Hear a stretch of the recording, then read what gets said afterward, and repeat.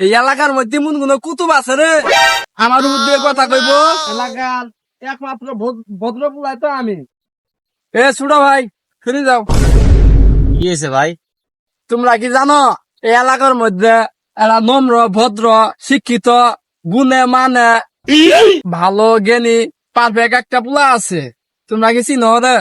খুঁজলে মনে হয় আমাদের এলাকায় দুই একটা পোলা পাওয়া গেলে যাইতে পারে।